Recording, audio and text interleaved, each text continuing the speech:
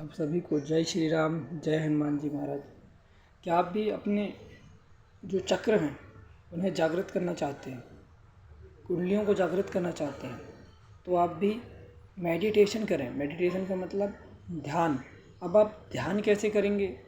अब जब आप ध्यान करना तो चाहते हैं, बहुत सारे लोग पूजा पाठ करने के लिए बैठते हैं, लेकिन उनका ध्यान लगता ही नहीं है। कुछ देर 2 सेकंड 10 सेकंड तो आप ध्यान लगा लेते हैं, उसके बाद आपका ध्यान लगता नहीं है।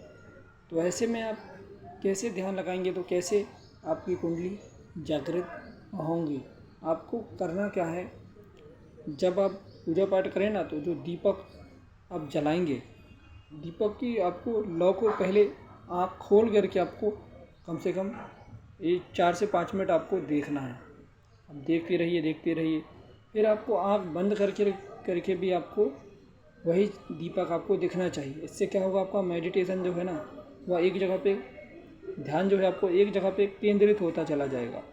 ऐसा आप रोज़ करेंगे, तब जा कर के आपका जो ध्यान है वह एक जगह पर एकत्रित होगा। अभी किसी भी की भी बात करें तो लोग जो है वह ये सोचते हैं कि हमारा काम, ये बहुत सारा काम है, ये काम है, वो काम है, हम ध्यान कैसे करेंगे? ध्यान लगता ही नहीं है, क्योंकि जो मनुष्य है ना, वह काम, क्रोध, लोभ और मोह में ही फंसा हुआ है। वह काम के प्रति ही ज़्यादा, लोभ के प्रति ही ज़्यादा आकर्षित रहते हैं। अब वो उनको, अभी जैसे हम कोई बात करना चाहें, पूजा पाठ की हम बात करते हैं, तो ध्यान केंद्रित रहता नहीं है किसी का, कुछ और ही सोच रहे होते हैं, वीडियो देख रहे होते हैं और कुछ और ही सोच रहे होते हैं। तो ये भी आपका ध्यान आप एक जगह पे नहीं लगा पा रहे हैं। आपका ध्यान एक जगह पे एकत्रित हो ही नहीं रहा है। आपको कैसे करना होगा?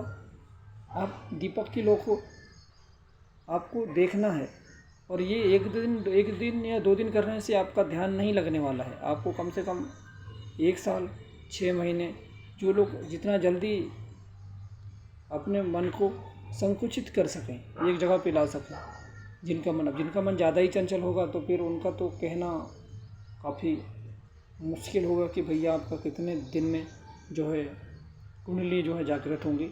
लेकिन हाँ, पूजा पाठ आप करते रहेंगे, और सबसे बढ़िया जो साधन है ना, वह हनुमान चालीसा का पाठ है कुंडली जागृत करने के लिए। तो आप जब हनुमान चालीसा पढ़ेंगे ना, तो ऐसा सीधे बैठ जाएं, और हनुमान चालीसा कम से कम आपको 11 या 21 बार आपको पढ़ना है रोज़, सुबह शाम। और ध्यान में किसको लाना है? केवल हनुमान जी को ध्यान में लाना है। इससे भी बहुत जल्दी कुंडली जागृत हो जाती है। आपको ध्यान में लाना होगा हनुमान जी को, केवल हनुमान जी के बारे में ही सोचना है।